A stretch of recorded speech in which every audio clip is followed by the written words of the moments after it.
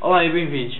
Este é o terceiro tema do trabalho que eu tenho de fazer para a arquitetura de computadores e o tema, como podem ter visto aqui em cima, é o que é um processador. O processador basicamente é o cérebro do computador. É o chip que controla as funções lógicas, de cálculo, as instruções e apenas usa a linguagem lógica.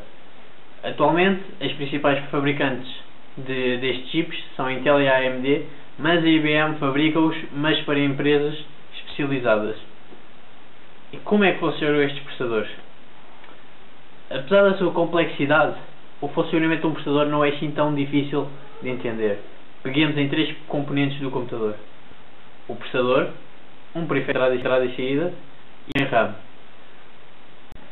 Os dados que temos no periférico, quando queremos que sejam lidos, vão para a memória e, estando estes na memória, o processador vai buscá-los, executa os programas e processa os dados.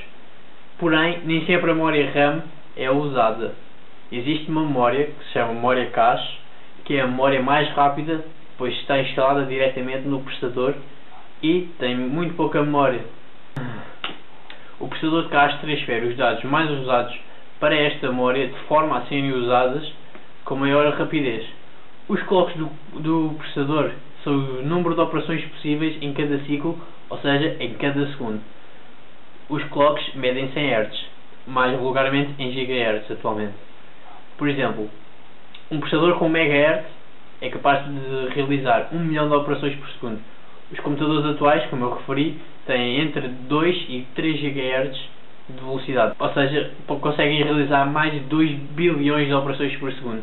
Parece muito, são muitos números, mas não é assim tanto, porque os processadores de topo de gama hoje em dia conseguem chegar aos 4 GHz de velocidade.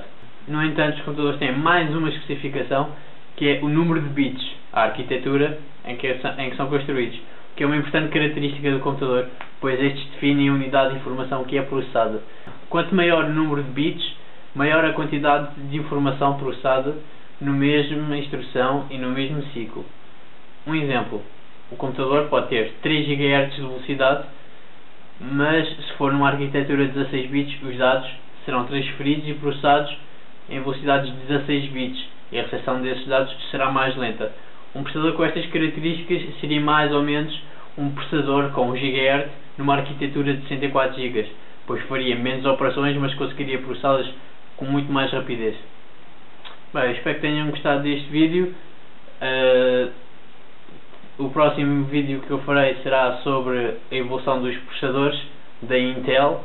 Com pena minha, não se pode fazer dos processadores da AMD. Espero que tenham gostado e que tenham aprendido alguma coisa. Até à próxima.